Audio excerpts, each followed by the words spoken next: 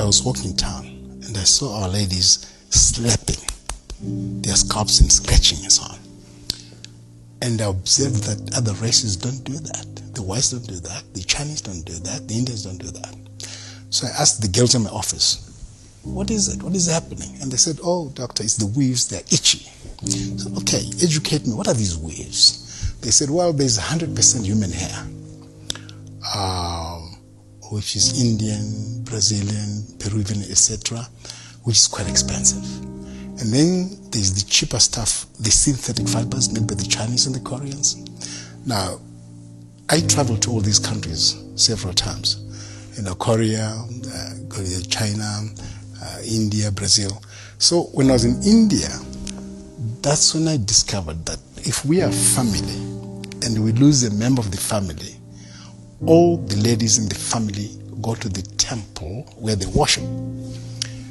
And they have all their hair shaven off. That hair is a sacrifice to their gods.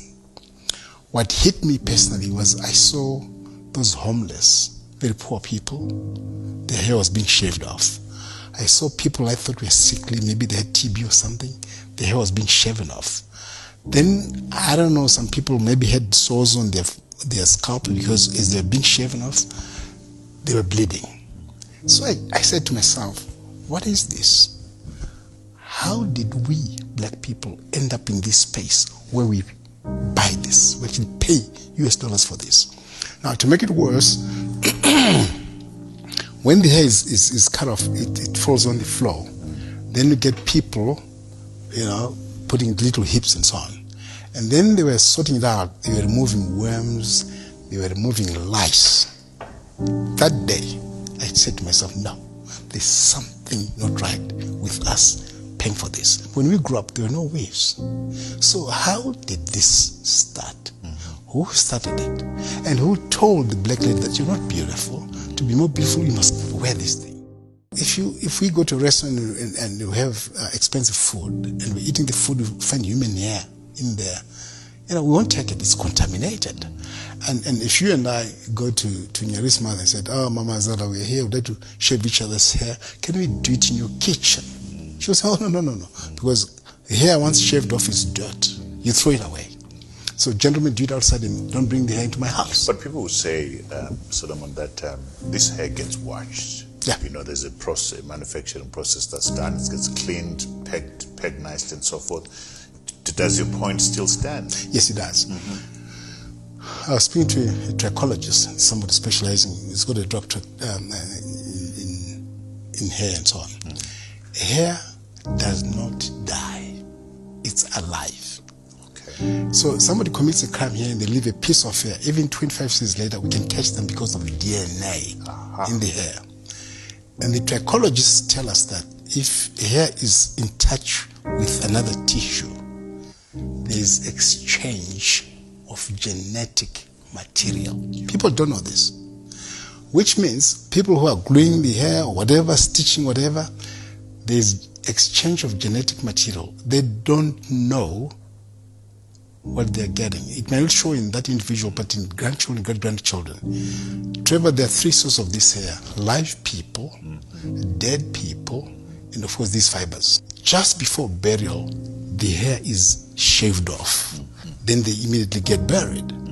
They showed me a warehouse, huge warehouse, full of that hair, from here to over there. And he said to them, gentlemen, what are you doing with all this hair of people who've just been buried? And they said, oh, black people. Black people love this hair. If you ask ladies with the expensive hair, the natural hair, if you say to them, is this hair from a dead person or a live person? They don't know. Now, this hair, it will fall off in here, in the bathroom, in the kitchen, and so on. This dead people's hair, we don't know what those people died of. We don't know what disease was running in their family. We just buy. What our people don't realize is this. Our skin and our hair, they need to breathe. Caucasians, white people, have that kind of hair and that kind of skin because they come from a cold climate. -10, -20 degrees Celsius. There is snow. So that hair and that skin is an adaptation to their habitat, to their environment. So that's why when white people come to this part of the world, because of the sun, they get skin cancers because they don't have pigment. This pigment is worth more than gold. And that is why albinos also get skin cancers, because they have no pigment. That's why people who have applied Ambi also get damage, permanent damage to the skin. So we buy this weaves or wigs, whatever, and put them on top of our own hair. Now, it means the scalp cannot breathe. Some people keep this for 4 weeks or even longer. What's happening? I said to the ladies, do you know, you get the hair on your scalp, your armpits, your private parts. Wherever there's hair, there's sweating. Could we go for 3 days or 1 week without washing your armpits and your private parts? No, you can't. When we keep sweat for just 2 days, we start smelling. Now imagine the smell after 2 days. How does that sweat smell after 4 weeks? You know, when they go for 4 weeks, this sweat, 4-week-old sweat, plus dandruff. And because of that, you get bacteria, because the bacteria love this environment. It's hot, it's wet.